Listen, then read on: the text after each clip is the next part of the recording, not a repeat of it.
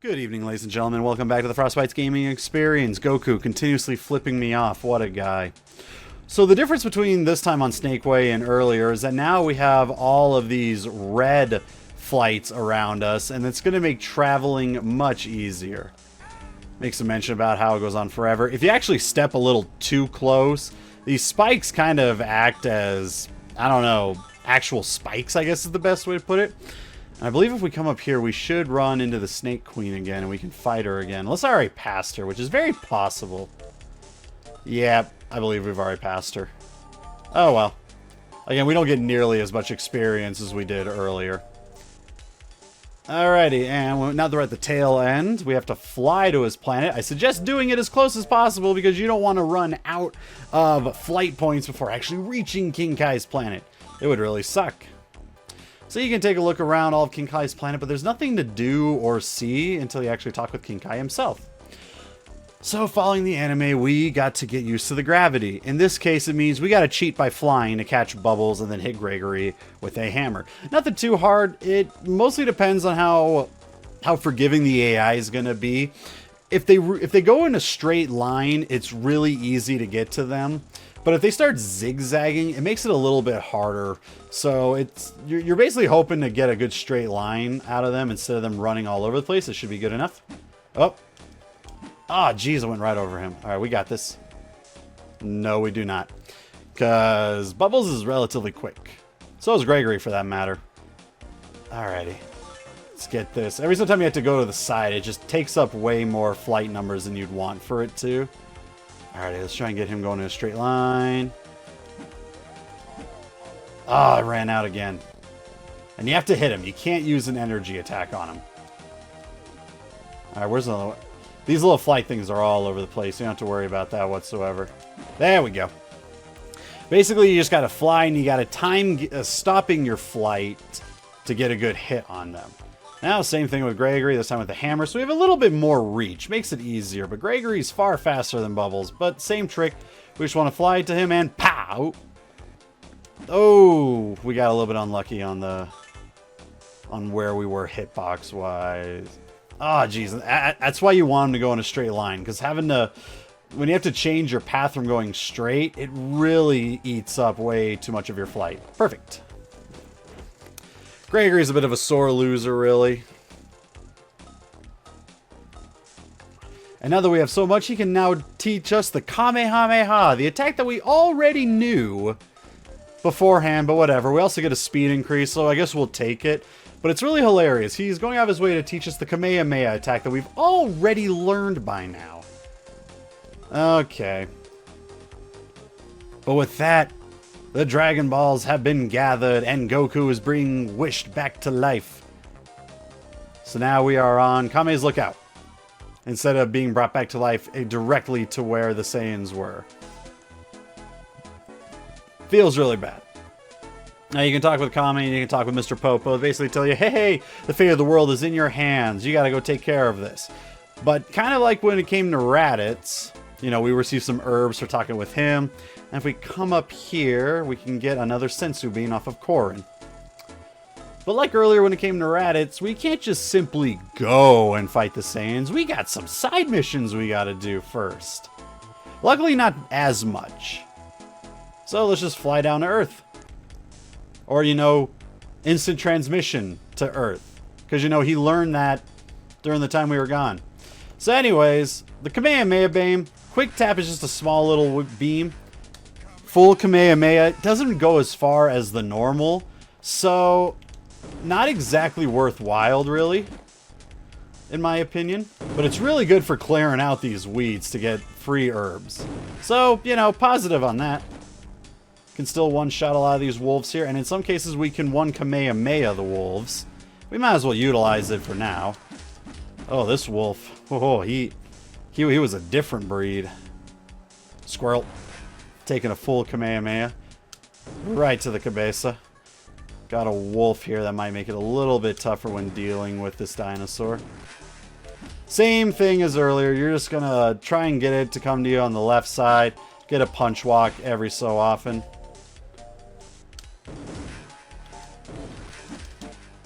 these wolves, on the other hand, gotta make it a little bit harder. Good thing I got the other one instantly. Alrighty, we got one more we gotta deal with here, and I'm gonna go ahead and take one of the herbs.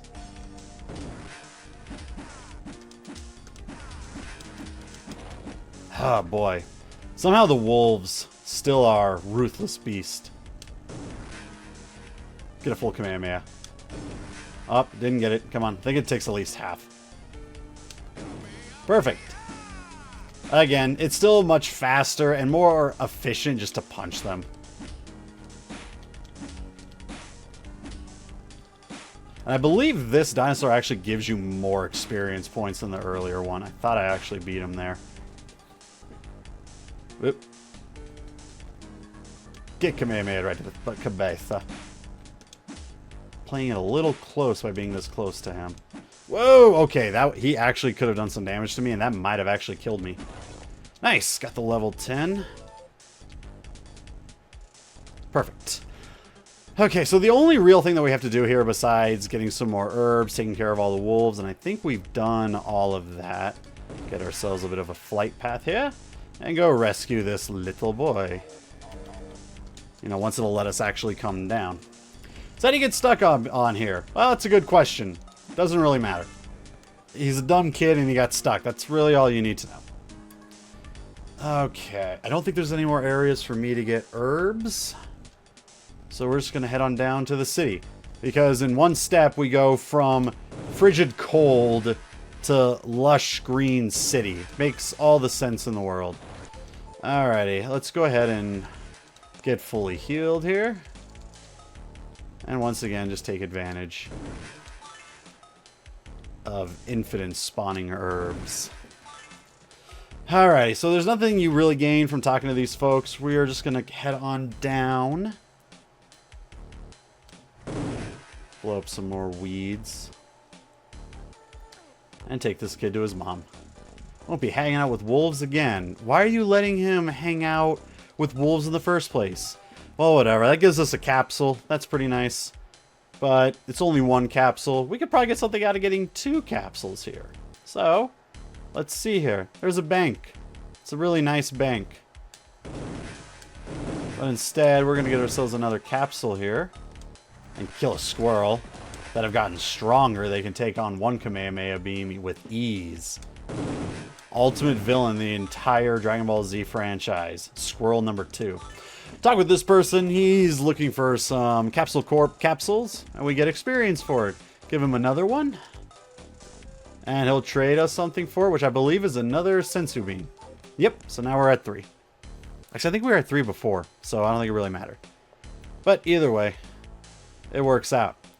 So now we're going to come to the bank where a robbery's happening of some of the worst robbers ever. They just decide, you know what, let's go ahead and just chill at the bank that we robbed. And just wait for someone to come get us. They'll take a pot shot at you every now and then, but they're relatively incompetent. In fact, that's the most one's ever shot at me before. But they do have to be right on top of you in order to shoot you. They can't shoot from a distance. That I've seen. Once again, like every other enemy, they're like, I got to get right on top of Goku in order to damage him. Alright, that's 1 down. Take out all 3 for the next quest to be done. I do not believe that these robbers actually respawn either. So you can't get a whole mess of experience off of them. But we'll just keep using the solar flare to freeze them. Because even though we're much faster, it's just so much easier to do it when they stand still. Getting numerous shots on them. Let's go ahead and use another herb just to keep ourselves as high a health as possible. Stand in place, good sir. Let me take a few cracks at you. You ain't going nowhere. A few more shots right to the cabeza. Come on now. Oh. He decided not to test his luck by shooting me. So think of these guys as the precursor of the bandits in Boo's Fury, really. Except for these guys aren't nearly as competent. Anyways, another 1,500 experience points. And with that, I believe the robbers one is done. We don't have to talk to anybody. Cool. Defeated all the robbers. And by doing both of those, the military area will now be open. If you did not take care of those 2 quests of rescuing the boy and taking care of the robbers, that little gate will be down and they'll say, oh, you can't go on. And that's really about it. Anyways, King Kai told us, gotta go help your friends. The world's in grave danger. How are we ever going to defeat the Saiyans? Maybe by doing the solar flare we've been doing this whole entire time. It might just work out. So you can go around, you can talk with your buddies. You can actually get a whole mess of herbs as well too, but I think we're already maxed out. No, we can go get one more. Just chill for a second there, Nappa. He's not going to do anything until you talk with him. Alright, let's go ahead and chat with him. So, he's sensing that, he doesn't look too tough, you know, maybe, you know, I mean, Raditz was weak, whatever, I can crush him, it's whatever. So he's going to start with an Energy Blast, easy, gets us an easy Solar Flare. And just like with Raditz, we're just going to do the combination of freeze him, get him a couple good shots in, and then get away. Now, we are miles We're miles faster than Nappa, so it'll be easy to keep a good distance from him. Which makes this boss fight even easier because of it. And the only thing he can really do is try to do an energy attack from a distance, or for me just to kind of mess up. But as you can see, because how much faster we are, we're always going to be able to get a decent distance away from him. Good, now come closer. Come on. A little bit closer so I don't have to walk to you. Or just stand there. Still gives me a long shot of pot shots for him. Oh, I could have even went even longer. I'm like, did I break him? All right, come on, Nappa. You should be going down any minute now. Well, any second, really. I'm a relatively low level, though. I'm only at level 10. Should be more around level 11 or 12, make it much quicker. But time is of the essence. We need to get to the Saiyans as soon as possible, even though everyone else is already dead. So we're already kind of late anyways. And it would be more interesting if Nappa did something more. But he kind of doesn't. This is really all the fight is. This is all the fight is for a lot of them, really. There we go. Whew. Alrighty, 20,000 points. Reach level 11. So now we're going against Vegeta. Gives us the whole entire... I'm the Saiya, Prince of all Saiyans. Bah. Now, the difference between Vegeta and every other boss we've gone against so far is mostly the fact that he can shoot his energy beams almost instantaneously. So when he starts revving it up, you don't have as much time. There are sometimes, like, if you're in the line of sight for him to attack, he'll just instantly throw it. And the only way to get around that is if he starts revving it up when you're not in his line of sight, then he'll kind of wait for you a bit. But his run patterns are very weird and sporadic. Now, once again, he's not as fast as you are, so you can take advantage of that. But again, he kind of runs all over the place. He doesn't let you set up Solar Flare as easily. Because now that we're setting it up, as you can see, he just runs away. You know, he knows what we're all about. But sometimes he will come to you. It's mostly just his AI is just really finicky. From what I've seen in my runs with it. I should... Oh, see, right there. One shot, and it does a lot of damage. Now he's running away from me. God, Vegeta, stop it. What a prick. Come on, Vegeta. Come on, Vegeta. Man. I hate you. You're not fun. I guess I could technically use the flying to get closer to him faster. Technically, the better strategy is to use it to get away when you can, but... Anyway, so now that we're level 11, we can actually do more damage. That's only part 1. Part 2, nothing changes. It's literally the same fight. So, I don't know why they had to split into 2, other than to give him that random little shot of, oh, you're stronger than I thought, son of a bitch. Oh, he's out of range again. It doesn't matter if they are out of range, though. Your Solar Flare is going to hit no matter what. Got him. Whew, that was a long one. Hopefully I'll be getting a couple good level ups in Namek so that the boss fights are a little bit quicker, because it's not going to be much more interesting than that. So now we get ourselves the cutscene. Vegeta goes, Great Ape form. Now, prepare for the awesomeness of Game Boy Advance graphics. 2 white flashes and Goku's out. I'm pretty sure he's susceptible to seizures as well. Poor guy. That's what he gets for watching the episode with Porygon in it. So yeah, Yajirobe decided to come out in a quick picture flash and cut off Vegeta's tail, even though we can clearly still see it right there. And now Gohan's deciding he's going to go ape form. Krillin doesn't know what he's doing. He's just kind of running around. He's like, what do I do? Why am I here? What am I? It really brings the perspective of the, what do you even do, Krillin?